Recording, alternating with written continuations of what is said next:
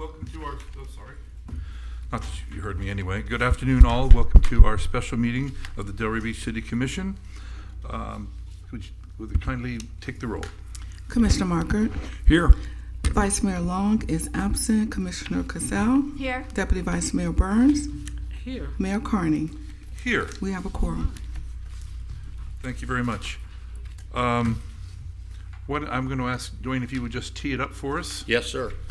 So Dwayne DeAndre, Human Resources Department, glad to be here in front of you. As you know, you have the final two internal auditor candidates that will be in front of you interviewing today. But first, before we go there, Mayor, I'd like to have the folks from Roth Tellis to say a few words, and then I'll bring the first candidate in for you, sir. Thank you very much.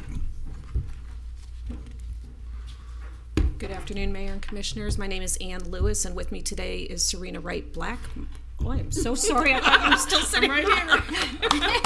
Yeah, you didn't hit each other during the Zoom call. We didn't. We didn't practice. Please, We have police outside. in case anything need to step between us. We're pleased to be with you this afternoon. We're excited to be at this point in the recruitment process. As you know, we started with 42 candidates. You narrowed that group to 5 candidates and conducted virtual interviews with those candidates before inviting 2 candidates to be here with you today. So we'll bring the first candidate in as part of your in-person interview of your 2 candidates this afternoon. Thank you. I just wanted to say, by the way, you did a great job on the recruiting, and you gave us a lot of very, very good candidates to look at. Thank you. So I appreciate all the hard work that you did. Thank you.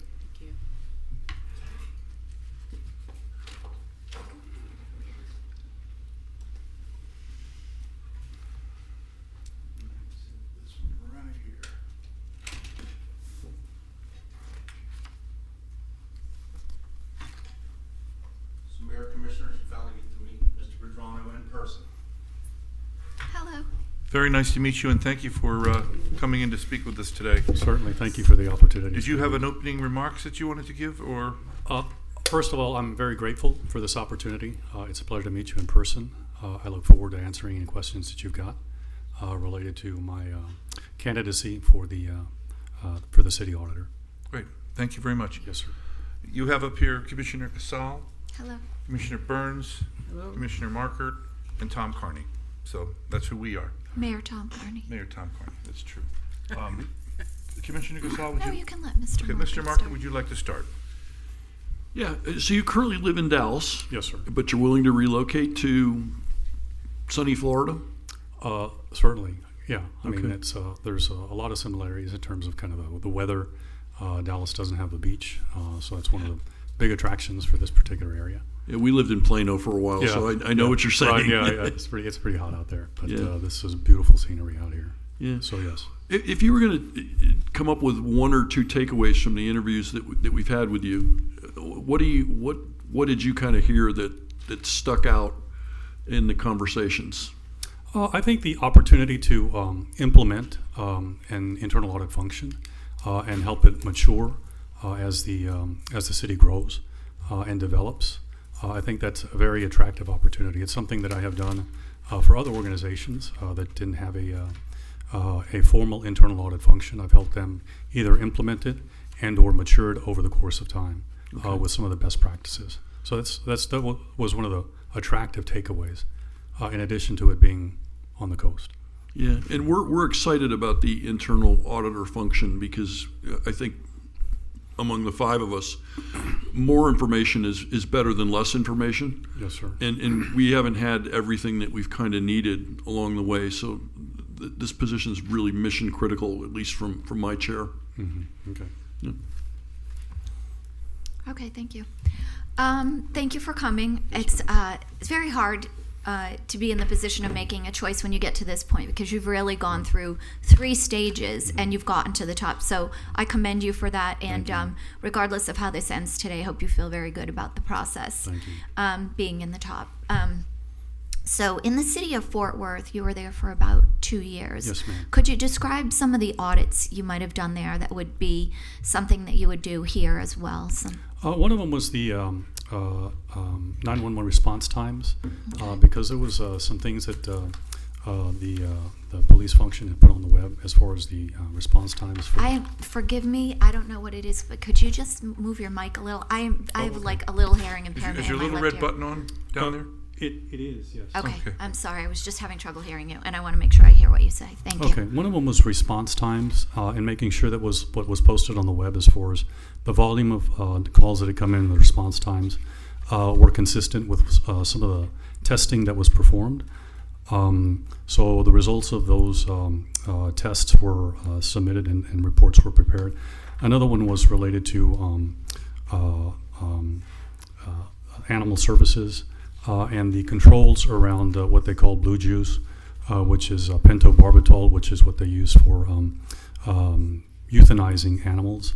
One of the findings was just to put some safeguards around the use of that particular controlled substance and putting it in a safe and making sure that the volumes that are in inventory are volumes that have gone into the animals. So those are types of engagements that we did, in addition to, just because of the dollar amounts are so huge that flow through the organization, public works projects, and making sure that the vendor was vetted, making sure that the contract was complied with, that we got what it is that was expected to be received as part of the either the contract or the bid, and the eventual performance, the work performed.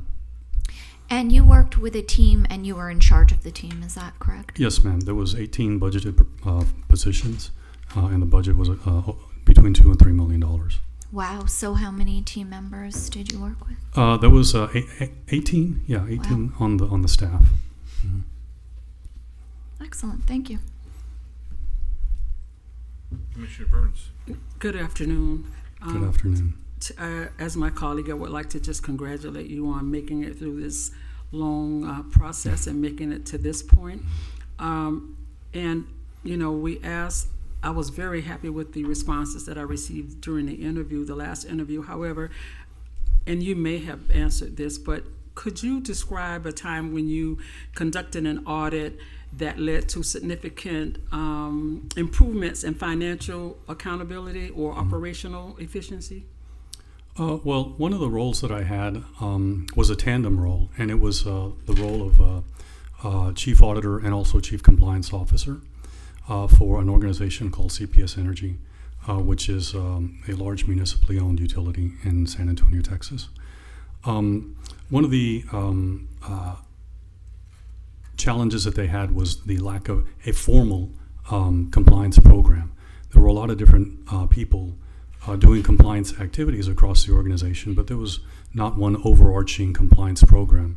And my charge was to make that much more formal. So a lot of the stuff that I did was to research best practices on compliance programs and making sure that what it is that we were going to be proposing, what I was going to be proposing to the governing body, to the executive team, and to the staff that would be in charge of implementing it, were consistent with the 7 elements of an effective compliance program put out by the Department of Justice. So the program that I developed was really to train people on what controls are, how their particular activity helped the organization overall become compliant with whether it was emissions or whether it was whatever contract compliance. So the way I went about it is to give people a conceptual kind of framework for how that would work. I also walked them through a lot of the tools that I had developed, which was also making sure that they had a list of controls that should be in place, and then also implementing a program called CMO for Compliance, which housed a lot of the compliance obligations across the organization, so that people could understand all of the obligations, hopefully, that the organization was subject to, what the time reporting guidelines were for those obligations, who was on point, what reports should be delivered. So that was one of the things that I did in that particular role that brought a lot of disparate activities together in a consolidated fashion, and that seemed to be very well received. from the governing body all through the people who were in charge of implementing some of the controls and making sure that they were tested. Okay. Thank you. Yes, Thank you ma'am. for that answer. Thank you. I have nothing else. We're going to, as we generate questions, we're going to come back to some of them as you get additional questions. Okay, sure. I have a couple of questions. I notice that, and by the way, you've got a very fine resume. I like the fact that you've been with a lot of different entities with Yes, sir. different kinds of stuff going on. But we don't have an audit committee here, and Yes, sir. this job is going to be very. I thought I turned this off. I apologize. This job is you really have to be. It's a great deal of. It's a one-man band kind of an operation, Correct. or a one-person band. Yes, sir. Excuse me. How do you feel in being able to work in the environment where it really is only you, so to speak? So in many organizations, it really has been me. I mean, I have implemented a lot of the things that audit needs to do through other people, but a lot of the ideas for what needs to be in place, I mean, I was ultimately responsible for carrying those things out. And it's easy to carry things out. It's difficult to come up with the ideas to put things in place. And if the job requires both of those things to be in place, I mean, I've done both of them. I've been an auditor and I've overseen audits. And there's not a lot of individuals at the head of audit who also do a lot of the grunt work. But an individual who knows how to do both, I think, is twice as valuable, and who's willing to do both is half the cost. So, I've done it before, and I can do it again. Yeah. You mentioned one of the places where you monitor the city commission and you monitor the city and the ordinances and applicable law. How do you go about doing that? Well, firstly, not randomly. It is part of the scope of an audit engagement that has been approved by the governing body as a result of the audit plan that's been submitted and formally approved. And if part of the audit program is to test particular compliance obligations with respect to code or ordinances, then that would, we would research that and talk with, obviously, the city attorney, the heads of the department to understand what compliance obligations they are subject to, and making sure that we understand what it is that the standard or criteria against which compliance will be evaluated is to be assessed. So a lot of it is research, a lot of it is communication, and a lot of it is fact-checking to make sure that we are fair and accurate in targeting compliance and testing activities and transactions against that criteria. But a lot of it is collaborating with other people who may know much more about the specific nuances of the ordinance to make sure that we are transparent and completely accurate, because people are getting audited and it's their reputation, and we have to be sure that we are auditing the right things, gathering the right transactional data, and making sure that we have the right findings and the right recommendations given what it is that we found during the course of our audit. How do you develop your audit plans? So there's different ways, but the really one consistent theme, and it doesn't matter whether it's me or anybody else in an audit shop, they do it through what's called a risk-based survey or questionnaire. And some people have a lot more extensive questions, and some people don't. But it's through surveys, it's through interviews, to try to understand the nature of the operations that an organization has, some of the challenges that the organization has experienced, some of the project delays, some of the budget constraints, turnover. So there's a lot of different ways to look at it, but a lot of it is also talking to people and understanding what it is that you get from the questions that you ask, whether there might be some deficiencies within the system of internal control. And as auditors, what we do is the system of internal control, which is 5 components, is really like the human anatomy. We listen to feedback within the context of like the respiratory system or the limbic system or the nervous system. We listen for symptoms that we get from the client and understand the significance of the deficiency within the context of those 5 components, which are control environment, the control activities, risk assessment, information and communication monitoring. And to the extent that we hear something that causes us concern, we do some testing and understand the degree to which there's a control deficiency. There could be a material weakness, and then recommend, just like a doctor would, a prescription to fix that ailment. So is that part of the risk assessment analysis that you're doing? It is, yes, sir. Yeah. I mean, there's holes in every organization, but risk assessment of which ones really are the ones that need to get filled first. That's correct. The number of engagements is really dependent on the complexity of the actual audit engagements, and then also the number of resources that are available to perform those. So if you have a large audit shop, there's more engagements. So it's a function of the number of resources that are available to fit the audit plan, the severity of the feedback within the context of deficiencies in the system of internal control, and then how much time you have for each individual engagement to do research, and then ultimately scoping that out, and then kind of informing people what it is that you're going to test, and bringing them along the way as you do engagements. But that's typically the way that I've developed an audit plan, is first risk assessment, and it's interviews and questionnaires. It's a lonely spot because you're reporting to the commission, Right. and you're looking at your colleagues out there and making decisions of this, that, or the other thing. How do you, when you see something, how do you progress when you see something? You're looking at the Office of widgets, Right. and you see something in there that's saying that, this is not right. What is your methodology to try to approach that? So an audit shop is not a gotcha. It should never be perceived as a gotcha function. So a lot of what auditors do is market what they're not, and what they're not is a punitive function. And the way that we go about doing that is bring people along through the process. We let them know up front what the scope of the engagement is, why it's even being conducted, what it is that we're going to look at, who we're going to talk to. And unless it's obviously fraud or theft or abuse, as we find things along the way, we say this thing was found within the scope of what we're doing. We're authorized to do it according to the audit plan that's been approved. And this is your deficiency. This is a criteria. This is the ordinance. This is a standard. This is a policy.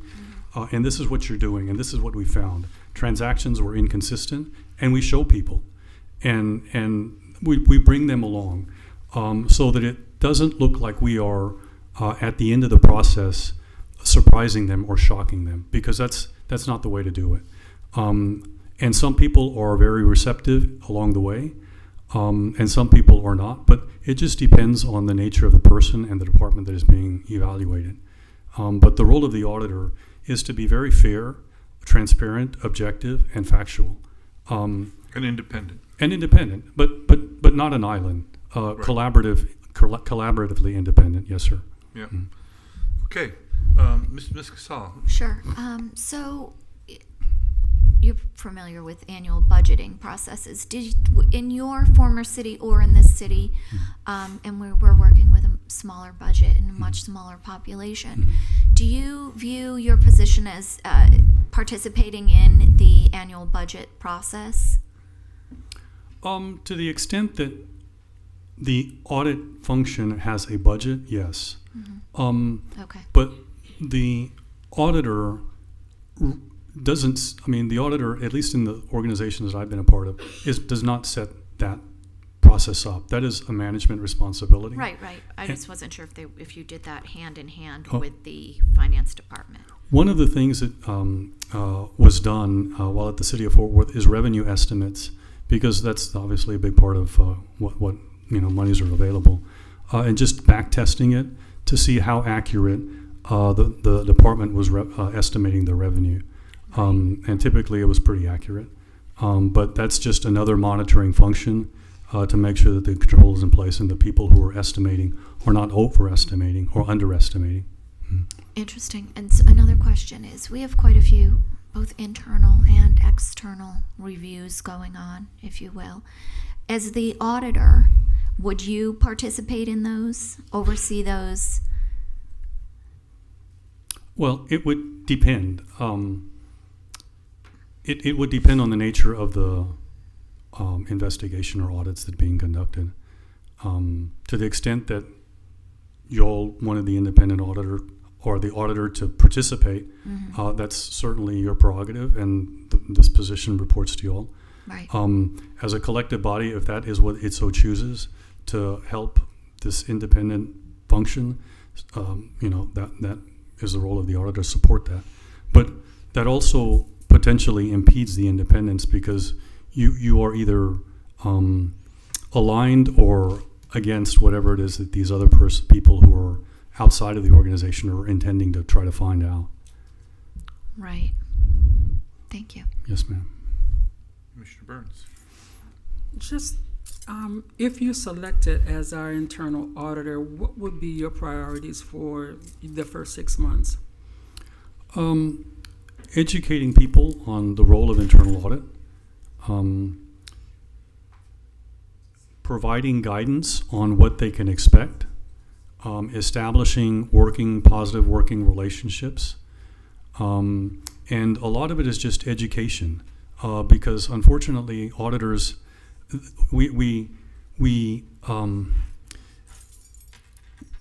there's reluctance to allow us to look at departments, because a lot of people don't really know what audit is about. I mean, all they've heard is just negative things, and the reality is, I've stayed in this profession because it is a fascinating profession, both in terms of kind of human dynamics and in terms of operational improvements that the function can really afford organizations.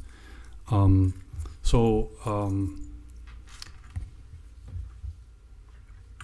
guess my answer is,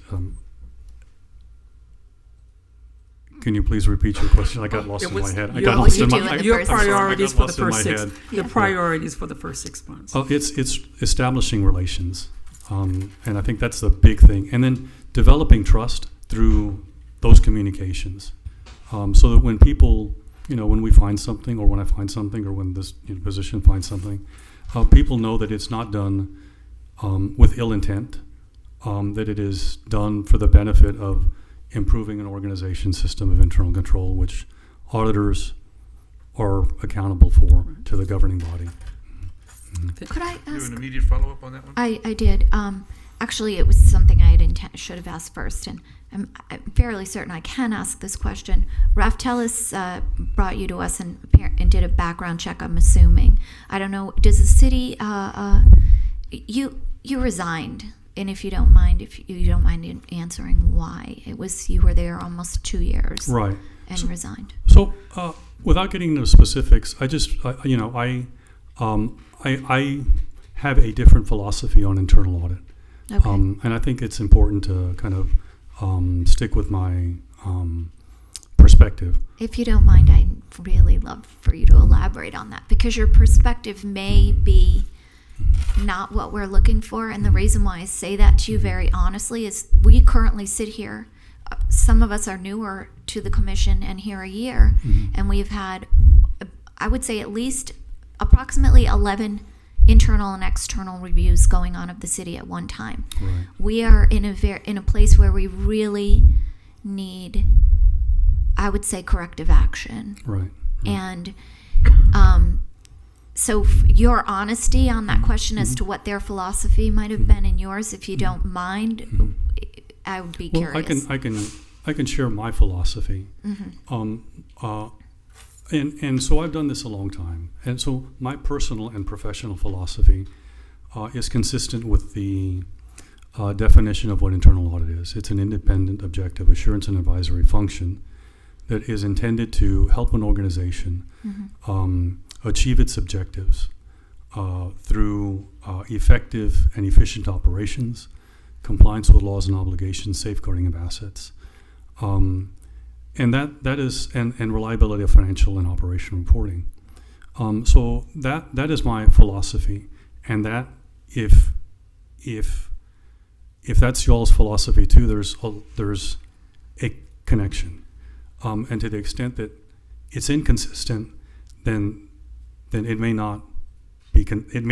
We may disagree. But my personal and professional philosophy is audit is a function that is intended to help an organization. Right. And we are honest individuals, and we share what it is that we find.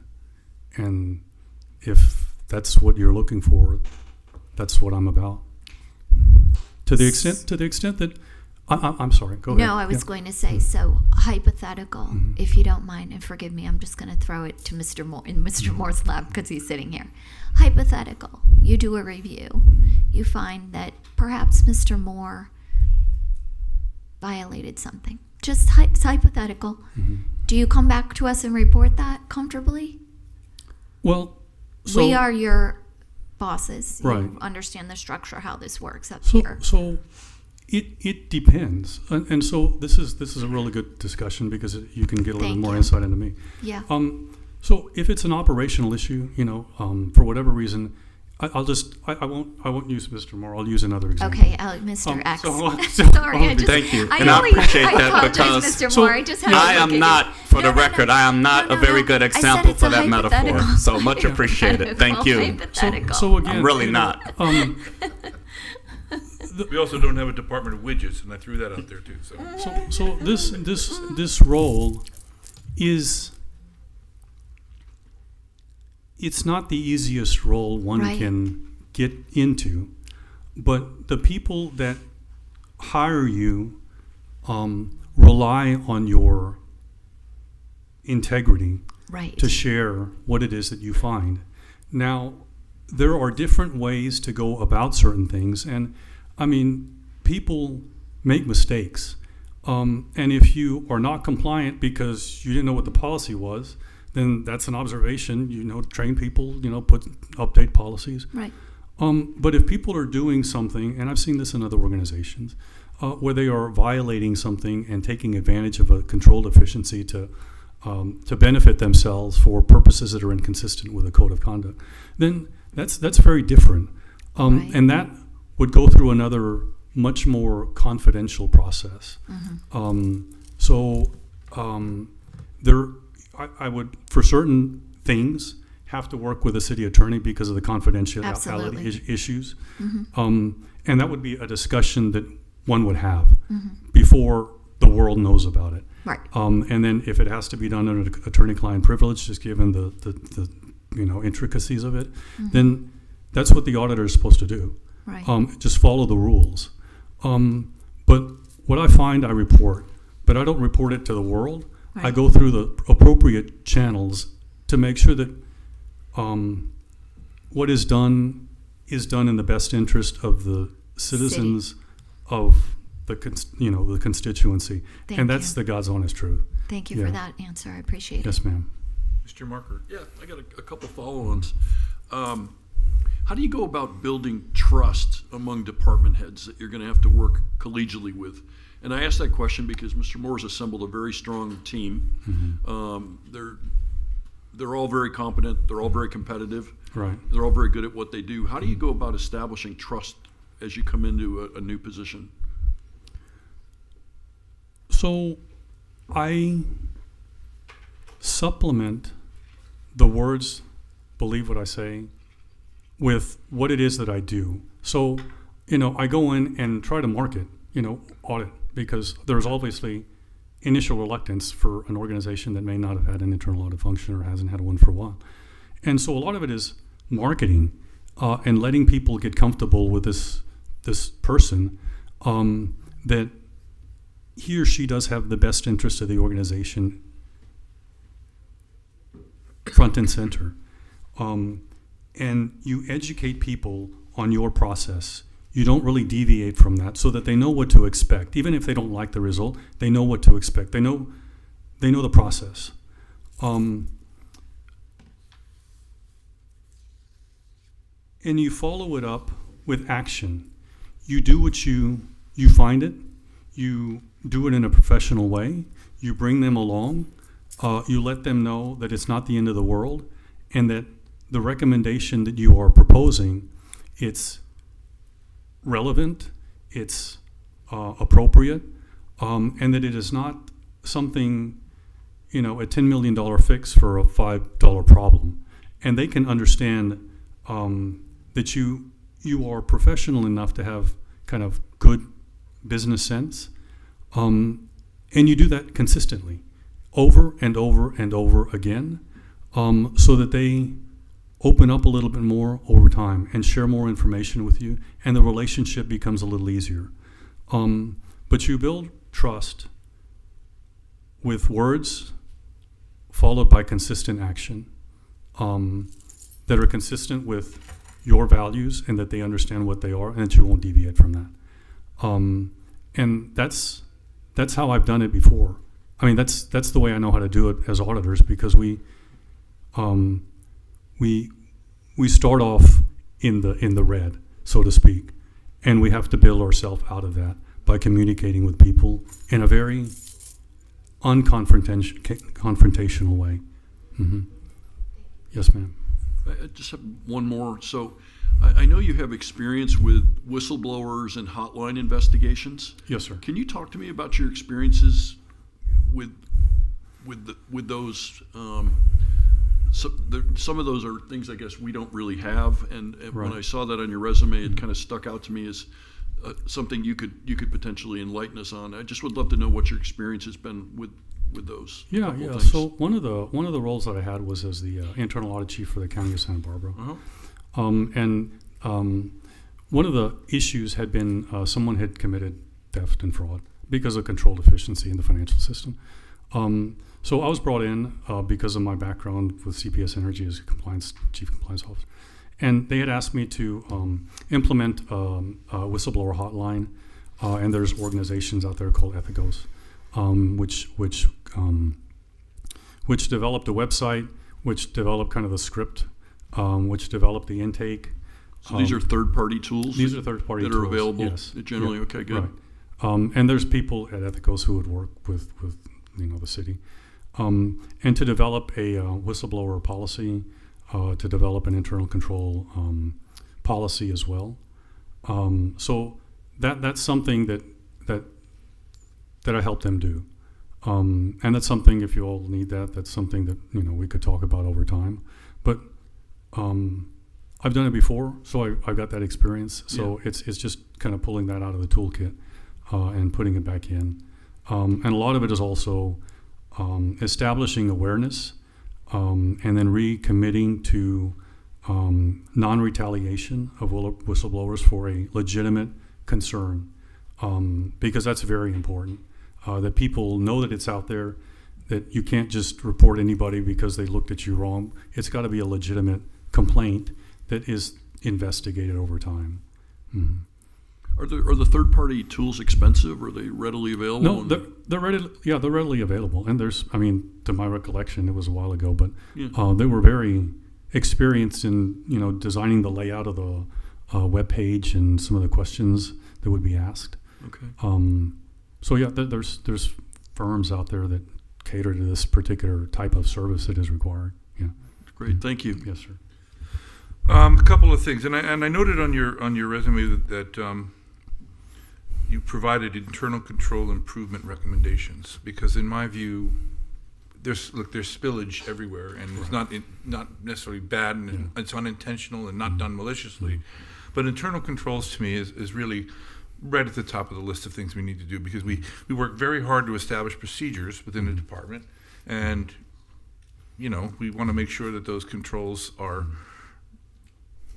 followed. Right. How do you go about testing, for example, we have a variety of contracts that I'm sure you're used to dealing with. Mm-hmm. The ensuring that those contracts are being administered correctly, that that people are not being overpaid, that the procedures are in place, that it helps eliminate or greatly reduce that spillage. So, firstly, I would understand what the procurement procedure was, and try to get a better handle on how the vendor got into the organization, into the system, whether they followed the guidelines of what the procurement procedure is. I would test some purchase orders or test some invoices associated with contracts, and made sure that they were the right specs, the right volume, to make sure that they were to make sure that they were consistent with what it is that the contract outlined, and then also confirm with people in the department who were responsible for receiving that work was actually received, because it has occurred where people spend a municipality's money and don't get what it is that they pay for. So there's different ways of making sure that the procurement process has integrity. One is, did the appropriate people sign the contract? Did it go through the request for offers, or single source, or competitive solicitation? Did it were they a WIMBY? Did it follow all of these different criteria that are outlined in the procedure? And did the evidence conform with the guidelines that were prescribed by a policy or a practice or procedure? And if they didn't, then you just say that, and why it occurred and what the remedy is. But in my experience, people really try to do the right thing. I mean, they really try to do the right, but a lot of it is they're overwhelmed sometimes. The training changes, the procedures changes, people leave, people come, and the knowledge doesn't get translated. So as auditors, we listen for those symptoms as we go through the procurement process or contract approval process, and see where we can test to be most efficient, because we don't have all the time in the world. So part of the interview process when you're doing an engagement is to ask the right questions, and see where those symptoms are occurring in each of those 5 elements, so that you can narrow down the testing to focus on those principal elements of a system of internal control. But you also look at the people aspect. You look at the design and the operating effectiveness of the process. You look at the supporting IT infrastructure.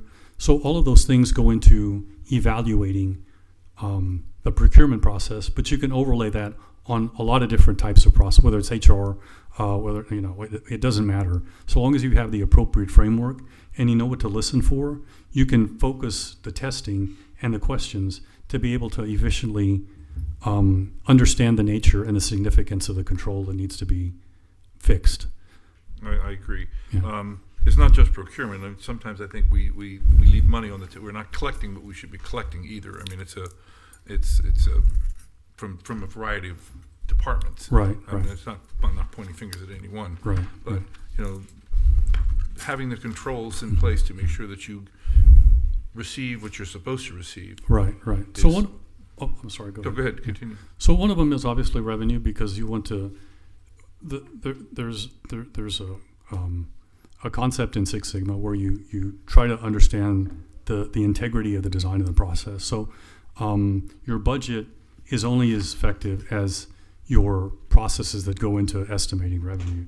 So that's if the process has integrity, the budget output, it will make sense.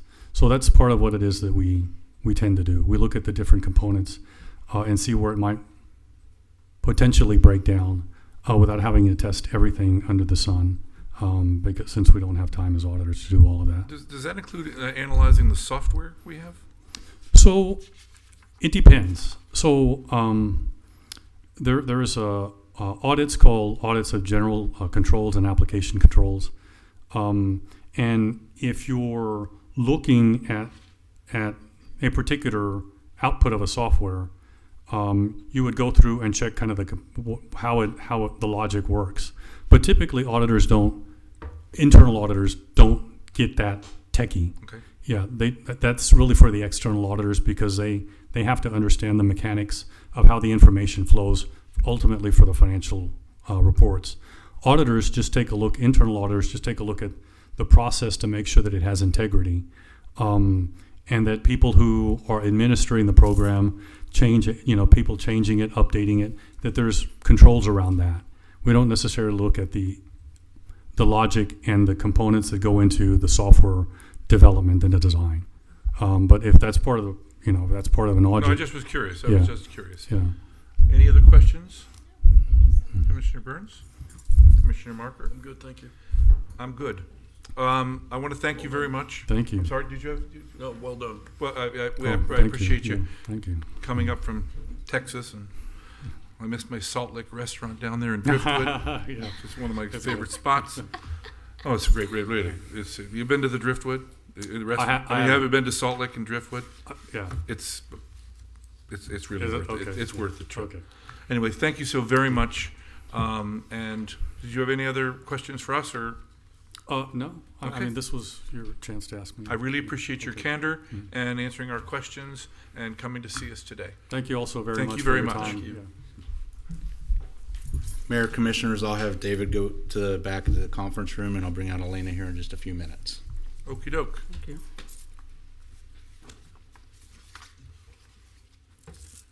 This isn't being piped into the conference room, right? Or into the, okay, thank you. That would be something. I was that would just be one of our asking- internal controls. Yeah, well, issues. anything is possible. Oh, no, forgive me, I just had to, I was trying to give a hypothetical as somebody that would be at a higher level where it wouldn't come to you. I'm curious what people do with information because We have a lot of work to do, and I think we all agree on that. I mean, I said hypothetical. I gave you a hypothetical when I interviewed you. Do you remember it? I do remember. Okay, thank you. I'm just being silly.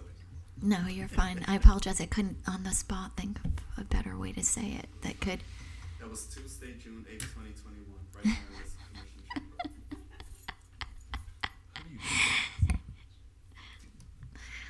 I just got it like that, Mr. I don't know how you do that. Most people can't. I don't get it. He's at our Kiwanis in the morning, and he's got all the trivia answers. I have accused him. I'm bringing him to library apparently- trivia. I have as not my accused +1. him. I said I suggested that he might be reading this date in history, but he does not. He does not. So. Don't worry, Commissioner, because everybody does it, including that man.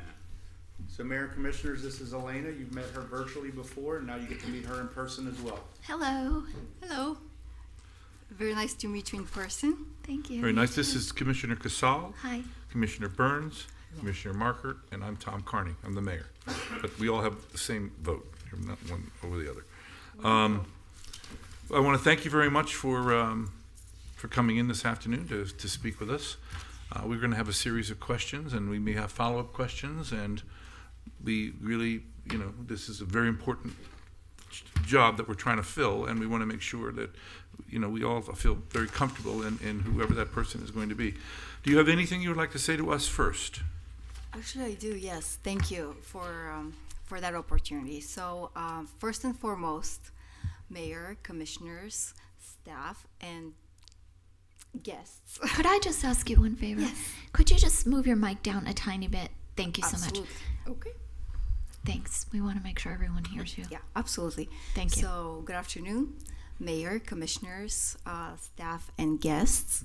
I want to thank you, first and foremost, I want to thank you for the opportunity to interview for the position of the internal auditor with the City of Delray Beach. Also, allow me to extend my gratitude towards the staff and the recruiters for making this process seamless. It's truly a privilege to be here and to be able to speak to you today and kind of describe my background and my skill set. Just in a nutshell, my current position is I'm a assistant city auditor for the city of Fort Lauderdale, and if you look at my resume, most of my experience is in municipal government. Not so distant past, I was the internal auditor for the city of Riviera Beach, where I reported to the elected body and the audit committee. I built relationships with various internal and external stakeholder groups.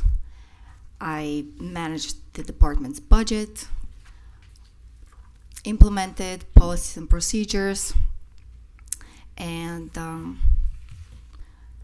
performed a citywide risk assessment, which later became the basis for the annual audit plan, just to name a few.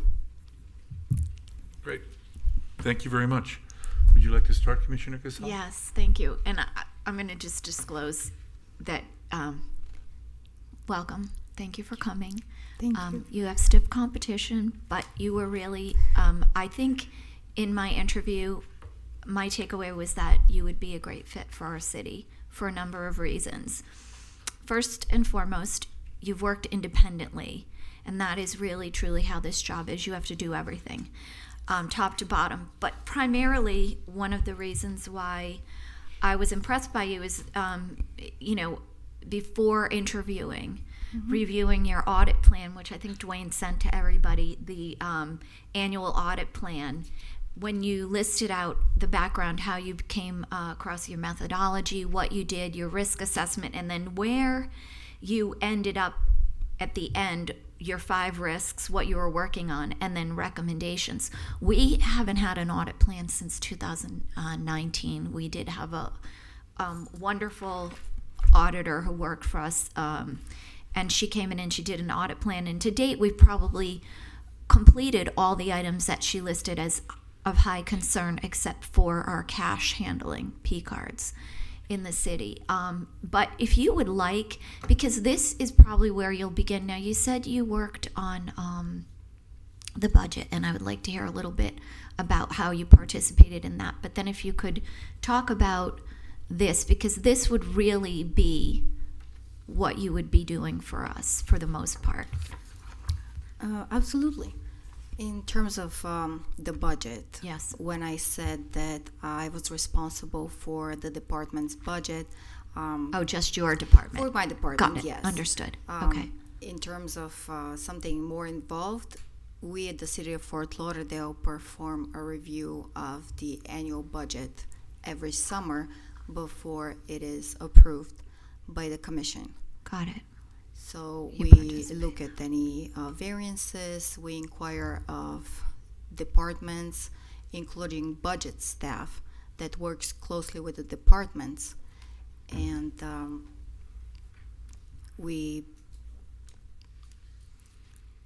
that way we are able to kind of express a position, whether we believe the budget is reflective of where the city is and what the city needs, and if it's truly a balanced budget.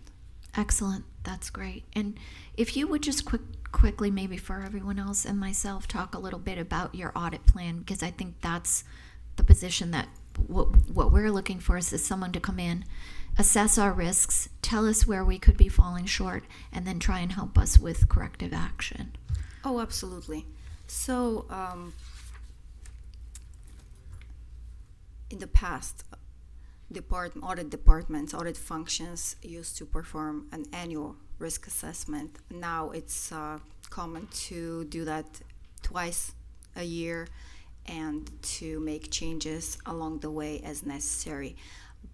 However, to give you an idea of the process, as I mentioned during our interviews, there are a lot of accounting firms out there that gather information and analyze it and put out publications as to what the top risks are in every industry. So that's a starting point. And then, of course, somebody like me in the internal auditor position interviews members of staff, department heads, members of the commission, gathers information as to what their goals are, what their concerns are, and taking what I already said, like that information from the accounting firms with the information gathered from staff, and with the experience that I have being a municipal auditor for so many years, I'm able to put together an audit plan which outlines, okay, so these are the top 5 or the top 10 riskiest areas. That's the process in a nutshell. Thank you. And I noticed you do a lot of internal reviews in Fort Lauderdale. I mean, they're listed on the website, and it's a lot of information and a lot of things that you wouldn't even think could be reviewed, but it's going on if someone wants to take a look at that. And in Riviera Beach, not as much, but you did some as well there. Yes, I believe the one audit that I was able to produce in Riviera Beach, which was the audit of P-cards, I provided just as a sample of my work. Why only one audit? This was during the pandemic. Right. I was assigned a lot of other tasks that, were more helpful to the community at the time. Right. In addition, I was asked to provide advisory services, sit on different boards, and this is essentially how that Got it. that happened. Could you just quickly, because I've taken quite a bit of time, talk about your P-card audit? Because that was one of the areas that we've not touched on, and that's something that is in our 2019 review as something we should do as a high priority. So that's of interest to me. Oh, of course. So P-cards, during the risk assessment process that I described to you, came as one of the riskier areas. And one of the challenges with audits like that is the quality of the information. Right. What I decided to do and made my work a lot easier, I reached out to the bank directly, established a relationship with them. They helped me set up a profile, and I was able to pull all the reports directly from their website. I didn't have to rely on staff and, to pull reports for me, which would just save time Right. for me and for them. And most of the findings that you see in that report are what we call they're standard. Mm-hmm. These are things that plague a lot of other municipalities. The one that I found interesting is my last finding regarding trends, because I think I mentioned in the finding itself is that the city at the time didn't have contracts with any of the top 10 suppliers, and that presents a lot of opportunities for savings. So if you have any particular questions, let me know. No, thank you. That was informative. I appreciate your time. Thank you. Mr. Markert. Yeah, a couple quick questions. Just describe your major activities in your first 60 days on the job. Okay, of course. So today's April 1st, and during this time of year, it's the time to perform or complete the annual financial audit. So probably one of the first tasks for me would be to reach out to your external auditor, Markham, I believe is they're still your external auditor, and kind of inquire where they are, if they need any assistance. Also, I was reviewing the ACFRs that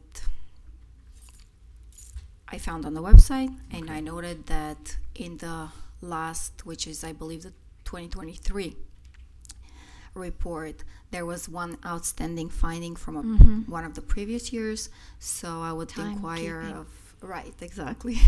I would inquire as to the status, both from the external auditor and from staff, just to see where we are in that process, and see if I can help gather any additional documentation to provide to Markham so that finding can be closed out. That's one. Another is it's budget season, so It is. Sorry. well, it is what it is. That's another task that probably falls within the first 60 days. And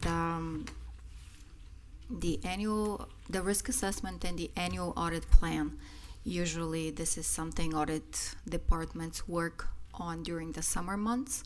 So it is ready to be presented before the beginning of the fiscal year.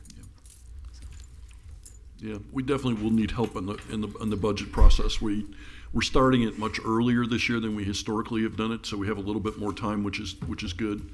But we want to make sure we get that right. Of course. So one more question: could you describe, from your background, a complex audit that you've done, and what are the challenges that you encountered with a complex audit?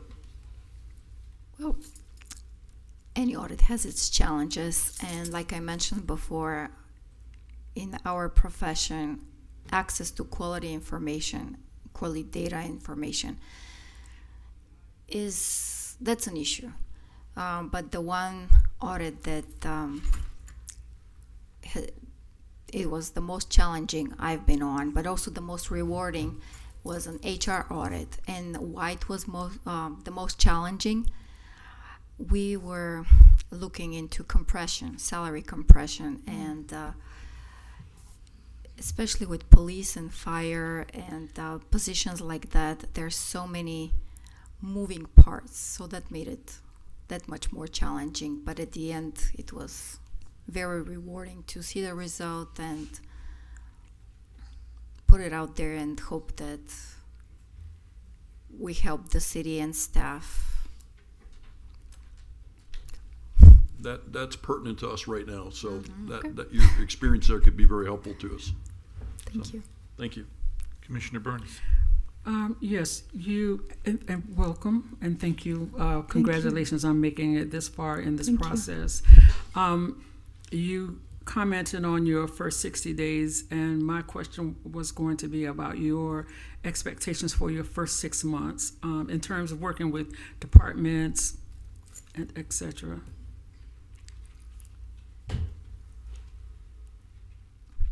Like I said, my expectation would be that department heads primarily would be open to meeting with me, having conversations about their goals and their concerns. Other than that, I've worked independently. That's all I would need from them at that point. Okay. One other question. Can you describe a time when you conducted an audit that led to significant improvements in financial accountability or internal controls? Sure. So we just completed a few months ago an audit of fuel. And fuel is a very risky area. It's especially when prices are going up, people become very creative.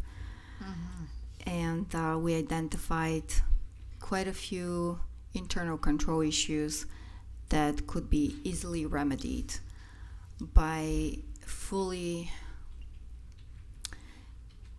implementing is not the right word, but fully utilizing the functionalities of the system that was put in place, the software.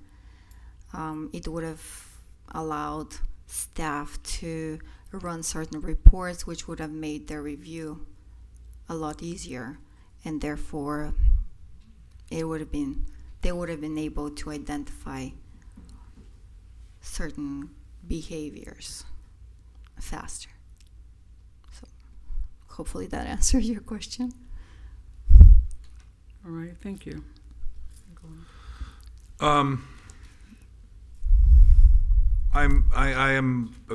Internal controls are very important to me, and risk assessment is very important to me. And you've been in municipal government, so you know who the usual suspects are, probably in most departments, which ones have been most pros to do it. And I'm saying not maliciously, just how things evolve over time when you add on and you add on with things. But what is your approach? What's your methodology in approaching a risk assessment to determine what needs to be done and what kind of internal controls need to be implemented? So in terms of, so there is the risk assessment. We say, of look the at department. our finance department. For example, is anybody here from the finance? I'm not Do you make a pointing you out. hypothetical? I can't say city manager's office. I can't say city attorney's office. I can't say communications. So I'm going to pick someone who's not here. What would your methodology be as you're looking at that department to try to figure out how to look at the internal controls, how to modify the internal controls, and how to spot where there has been, not perfect results? Right. So, first and foremost, I want to say that when working with a department, for me, it's very important to be transparent from day one. What I mean by that is I'm not the gotcha auditor of the past. And when I meet with staff, I describe my own process and in detail, is so they're comfortable with me and comfortable with sharing issues with me, because in my experience, staff they know where the issues are a lot of times. And a lot of times internal audit becomes like a mouthpiece for them to draw attention to certain issues, and that's just one part of it. But also starting an audit, meeting with first of all with the department head, and scheduling meetings with staff where we talk about the process, doing a walkthrough, but also other ways to identify issues is looking at what other municipalities have done. We're not unique. Delray Beach or Fort Lauderdale or Riviera, a lot of times the issues that we experience are very similar. And drawing on the experience of others adds a lot of value. It saves time for sure. That's one approach, but also I strongly believe that borrowing from the private sector, looking at how they do things and maybe modifying them a little bit also adds value, because why not? We have done in government, we have done things a certain way for so long. Why not try something different and see what the result is? That's just my philosophy. So You've actually highlighted a situation which I know occurs. People are used to doing something a certain way. They view the auditor as it becomes, I don't want to say contentious, but but that's not, we've never done it that way before. So how do you deal with the reluctant department head who has a different view on some of the internal controls? Well, a lot of times I think that reluctance comes from prior not so positive experiences. And this is why I said that being transparent and from being transparent from the very beginning is so important. So they know where they stand. There are no surprises.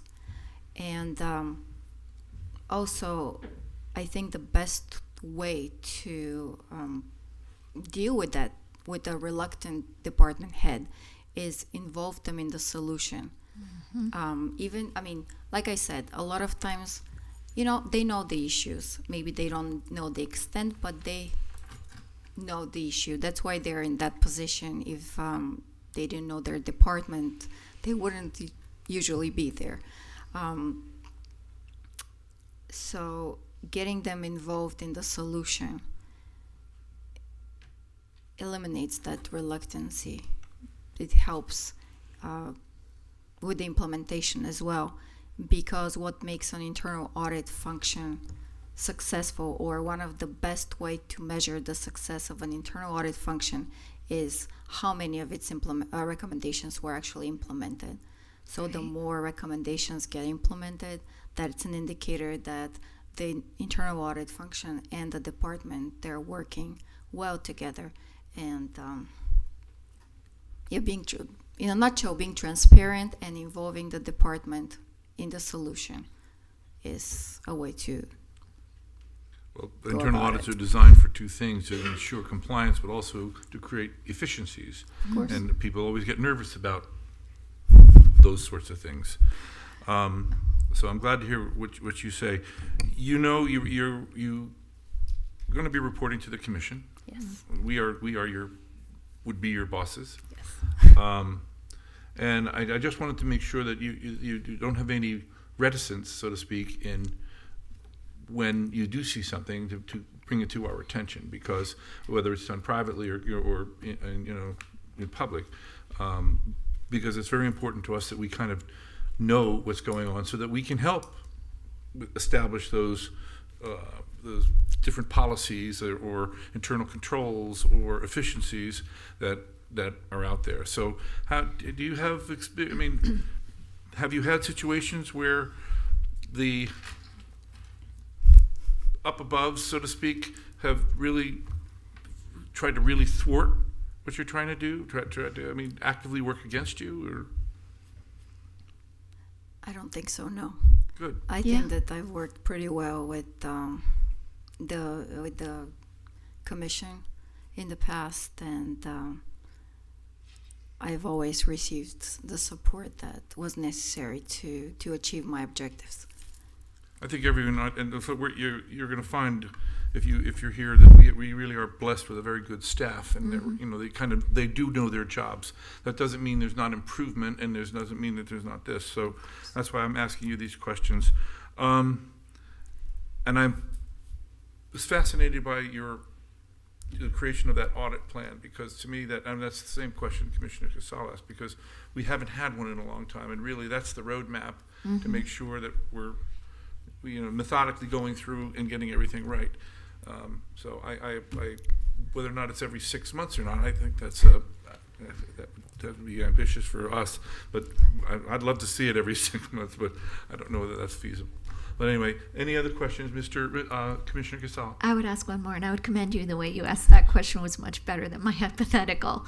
Thank you. But one other thing, you have a lot of certifications. You don't have the CFE No. certification. Is that something, should we choose you, that you'd be willing to work on at some point in time? Yes. I don't know what it entails, and hopefully it wouldn't be too arduous, because we'd probably have a lot of work for you to do here. But just something, because that was I think that was something we were looking for. Thank you. That's it? Yeah. Commissioner Burns? Yes. Any follow-up? Yes, just, reporting directly to the city officials, you may face competing priorities. How do you go about deciding the order of priority? So this is where usually the risk assessment comes in. So the priorities will fall somewhere along the continuum, and I'm not shy, meaning if there are certain projects that I'm working on and you're required to take another one on,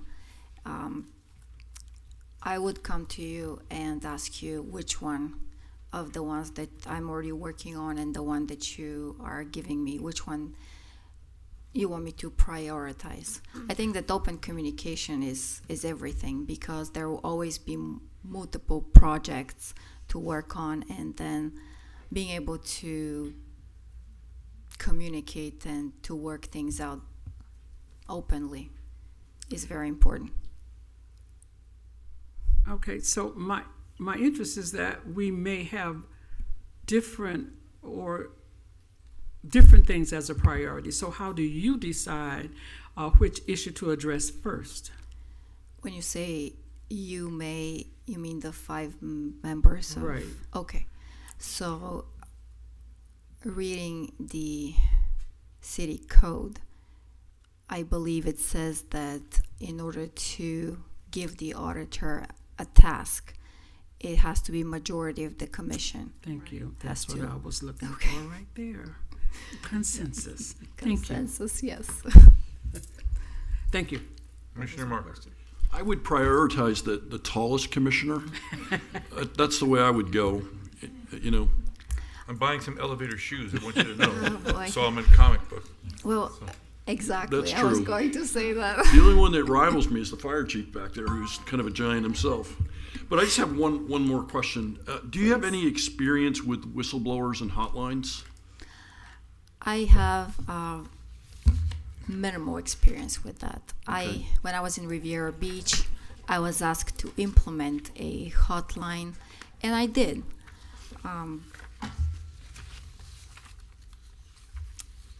There wasn't much activity, to be honest with you. That's what I would expect, A yeah. lot. We have an inspector general's office Yep. here in Palm Beach County, Yep. and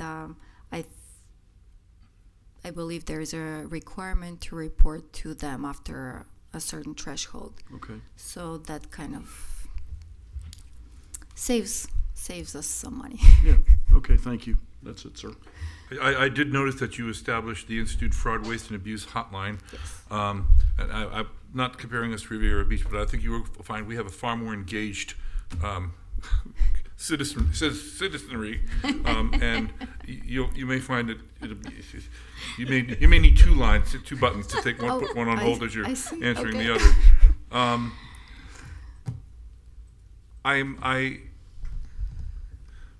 I just wanted to. I want to reiterate that this is a one-person job, and you can't be afraid because there's nobody on this commission, even the one who's not here at the moment, that doesn't value this position of internal auditor because it's been something that we have been talking about and we've needed, and the right approach to that in that job is going to be extremely important to us. And retrieving the information and working collaboratively with the department heads to achieve what you were talking about is extremely important, which is the way I think the job is. It's not supposed to be a politicized, it's not a weapon. And it's really for the betterment and to improve the city. So that's me. Are there any other questions up here? No, thank you I for want to your thank time. you very much for coming. Oh, thank You you. pronounce it Elena or You can. No, I'm just asking. When I was in Rome, they were all Elenas, and so I just didn't know. You can call me Elena. Elena, fine, perfect, okay. Thank you. you. But really, thank you very much for coming. Thank you. Thank you And, for having me. And I appreciate your answers and your thoughts and coming back and talking to us. And I hope we were not too bad. Not at all. Okay, thank you very Thank you. much. All right, so Mayor and Commissioners, Elena's going to go back with the Riftelis folks right now, and then you guys can deliberate about how you want to proceed moving forward, and then I'll bring the candidates back in, and Okay. you can announce what you're going to do. Okay. You want me to start? Well, is everybody out of the room? Yeah. Yes, sir. Okie doke. I want to pronounce her last name correctly. You're never going to get that one. Georgiev, is that, can someone? Thank you. What is it? Georgiev? I would. Georgiev, yeah. I think they were both impressive. Did you just say that, Dwayne? Thank you. I appreciate that. That was very thoughtful. So, look, it's a hard choice because they're both amazing. But a couple of my takeaways, she looked at our code. She understands she needs consensus. She looked up our former CAFR and ACFR. I think the name changed. 22 it was the CAFR and 23 it was the ACFR. She reviewed the findings and referenced them. She did an HR report on salary compression in the police and fire department, which is a big problem that we are having right now. She studied the fuel distribution for city vehicles. That's an interesting thing that we could probably review. She references in her audit plan auditing of grant programs. And, one of the things that she said that was slightly different than Mr. Madrano, when we asked her, does she understand that she would come to us? She said yes, and when I gave him the hypothetical, and again, Mr. Moore, I apologize, I'm just trying to think of something that would be at our level. He basically said he might consult with the staff first, depending on if it was a confidential situation. And that right there, that answer right there, sort of says maybe we won't, be the first person he comes to if he has concerns and issues. And to me, that's a problem. And I'm not saying that that answer was the deal breaker. I think she's already doing the job that we need, and she could come in on day one and get it done. And I'm supporting her as our choice. Thank you. Thank you. Commissioner Burns. Well, I too, I was very pleased that Miss Elena, that last name, did her research on the city of Delray and some of the issues that we have, and that she had an audit plan. I feel, you have, being a teacher, you got to have a plan in order to move forward. So very impressed by that, and that she has worked independently. So there are a lot of pluses. As I said, it's a very hard decision. I was with the second, with Mr. Medrano, his experience. I did, based on one of his answers, get that he has high level of integrity. I understand what Commissioner Cassell is saying about the first report too. Definitely has strong problem solving skills. And he is high on educating the staff. That was a good point with me, because coming in, they have to know what your expectations are and what an internal auditor is, and explaining that, not to say that Ms. Elena wouldn't do that. It just did not come up in her conversation. So I am still here thinking about it.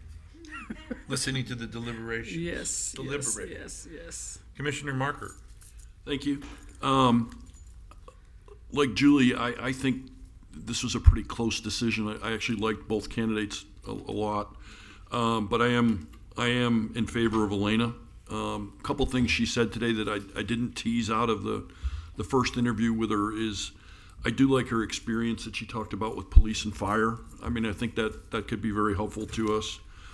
She talked about vehicles. She's got experience with those, and that's certainly a challenge that we've been discussing. Fuel, not something we've discussed, but she's got experience with it, and as prices go up and down, I think she could be helpful to us. I think she has the right personality to fit in with the team that Mr. Moore has assembled, and I always think that's prepared. That's always important.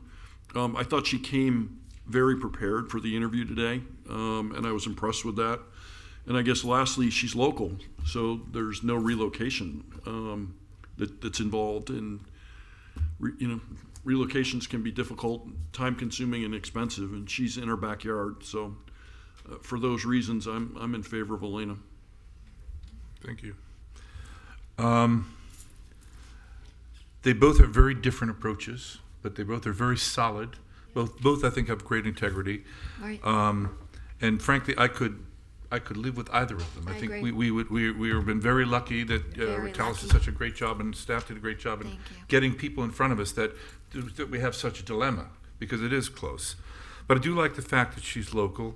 I do like the fact that she's done with a lot of local issues relating to cities, and that also affords her the ability to reach out to some of her colleagues in these other places where they do have larger audit staffs, for her to gain some insight into maybe how she should approach certain things.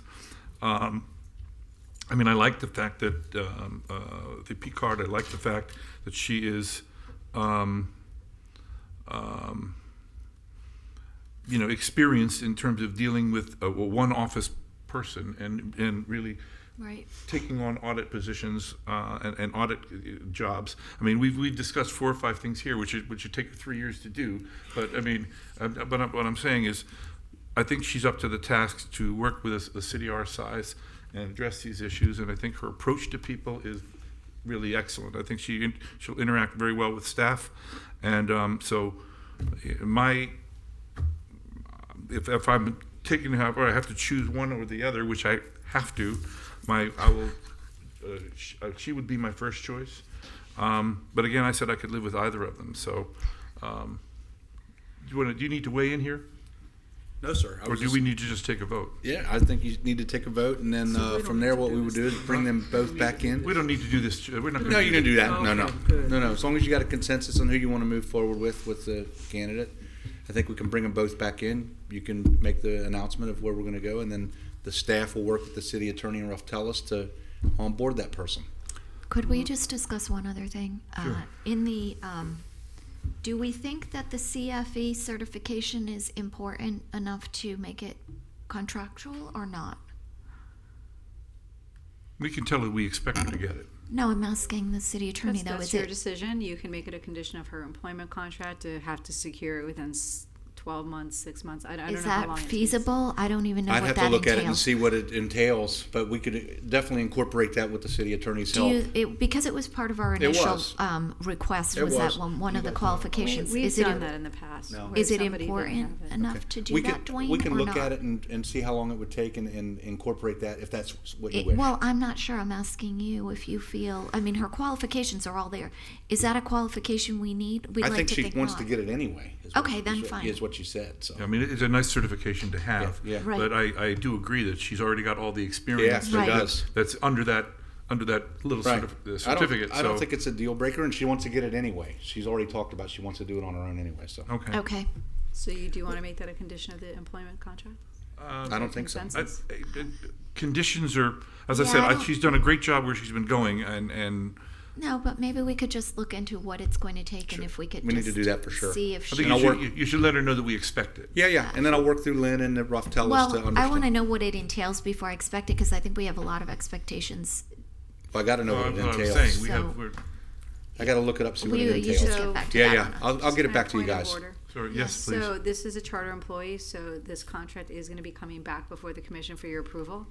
Got it. It Typically, is not? Is No, It is, okay. Because so typically HR will negotiate an agreement, but this is a little bit different. So they'll negotiate the agreement, but it will come before you. So my understanding is there's a range in salary. Is HR permitted to negotiate within that salary range? yes. I would say, yeah. Okay. And The then, range is so very when do you large. want to see this contract again? When would she be ready to start? Do we know that? Did she give a time that she could actually start? She did not. She would definitely want to give notice to her current employer, Of so. course. Yeah. Well, so Because I was thinking the April 22nd agenda for approval. great. And then that'll give her sufficient time to Transition. negotiate with HR, transition, and then have a start date. You had a comment, Mr. Margaret? Just a question, the certification that we're talking about, is that something that the city would fund? Yeah. that Well, activity? I would imagine Yeah, so. we could do Yeah. that. It's not terribly cost prohibitive No. to get the certified Yeah. fraud examiner. There are a couple of requisite courses, and of course, the examination process is fairly nominal. Okay, thank you. And by the way, that's more for how she's going to be perceived by others than how she'd be perceived by me. Yeah, correct. Right. Yep. Well, okay. All right, so I need a motion. So moved. No, you have to give, you have to give a name. Oh, That was a gosh. good All one. right, I've got to open my book. I have a and read motion, it. okay, for what? Like, So the motion should Jennifer Motion Pruitt is did, you to- select as well as to direct HR to negotiate an agreement. Right. A motion to select Elena Georgiev Perfect. and to allow HR to negotiate within the salary range already Second. produced. Second. all in favor? Aye. Any opposed? It is unanimous. I'll bring the candidates back in, Mayor. You can let them. Do you have to do I'm that? really bad at giving bad news. Okay. Yeah, I don't, I can handle it. yeah. I feel I'll like handle it. you can handle That'd be it, our Dwayne. working. So April 22nd? Yeah, because Yes. I mean, I like him too, so. I know. If it falls apart with her, I'm gonna give him a call. We can handle it. Oh my goodness All right. gracious. Thank you, Dwayne. All right. Very much. All right. Thank you to the HR department and to Ruff-Tellis. This is super exciting for us. So there, is there, you're gonna just, so we're finished with, I'm handling it. that's good. I appreciate it. Thank you very much. Thank you, Ruff-Tellis, again. Thank you, the staff. Thank you, everybody, for, helping us out here. Are there any other things coming from, Close the meeting. This is related to this subject? somewhat, yeah, actually it sort of is related to this subject, and so therefore, and it's the end of the meeting. Does it matter? Go ahead. Okay, thank you, Mayor. I appreciate that. Mr. Moore, once again, I was super disappointed because I found out that we're being looked at by the OIG from the Sun Sentinel. And notwithstanding the fact that I have how many times sat up here and asked you to please give us information that is important that we should know. I'm not getting it. And I asked Mr. Markert. Mr. Markert says he meets with you with great frequency. I meet with you on a regular schedule. Why is it Mr. Markert found out from the Sun Sentinel? I mean, why should we be finding out these most important things from the Sun Sentinel and not from City Manager Moore? Especially in light of the fact that in the course of a year that we've all been up here together, I have made this request over 5 times. I will say, did you saw the letter this morning though that came back? This is an audit of the. It doesn't matter what it is. It's not. I shouldn't find out that. Regardless, what does that mean? Shouldn't I know that from our city manager and not from the Sun Sentinel? Well, is that an unreasonable request, maybe? It's not unreasonable. However, in all fairness, I was working to get the details squared away so that I can provide you with a thorough update. So please forgive me if I was not as quick as I could be, but nevertheless, that's where we are. Mr. Moore, I want the information in a timely way. Waiting for you to put out your Friday notice and then having it in there, that's not important to me. I just want to know what's going on, and I don't. It's upsetting to be sitting at home reading the Sun Sentinel and then read about your city being audited and not know it from your city manager. The basis of my email earlier today as well. So duly noted. It doesn't matter why they're doing it. It's irrelevant. The fact that they're doing it is what we should have been notified about. The second you knew, you should put out an email to the 5 of us, and we should know. It's not an unreasonable request, and somehow I have to keep making it. I don't understand that. I'm sorry. And I would just say, one of the things that I've really enjoyed is the police chief and the fire chief. When something's going on in the city, we get a really quick email so that we have some knowledge. It's not detailed or anything, but at least we get a heads up that there was a major accident or something happened. And if we could just get like 3 or 4 sentences on something like that, that would meet my initial needs for sure. Okay, that's fair enough. And again, I will do my absolute utmost in every. Perhaps the policy should be, even though it's a routine audit and even though it includes 5 other cities, maybe the communication say, but we're getting a routine audit of our things like this together with 5 other cities, just so we know it. Because to get a call out of the blue saying, would you know about this audit, is not a position really that the city commission It's not, and should those are all fair observations, ladies and gentlemen. And nevertheless, the timing based on the criterion background expectations you all are offering would have necessitated something like this over the weekend, because I received my note a couple of days ago to that effect, and I'll be sharing those details via Friday's note. That's a more comprehensive update, but a succinct summary as I provided you all earlier today could have happened a couple of days prior. So for that reason, that's a fair observation. It's dated the 25th. When did you actually receive it? Sometime thereafter. That's a Tuesday, not the weekend. I understand that. No, However, but my point, Mr. Moore, and forgive me because this is frustrating to me. I read the email. It doesn't say that this was a city, Palm Beach County wide thing. You didn't know that at the time. You get a notice we're being audited. You should reach out to us immediately, not 7 days later, because I sent you an email this morning and said, hey, read the Sun Sentinel, are we being audited? Yes, I was going to put it in my Friday information letter.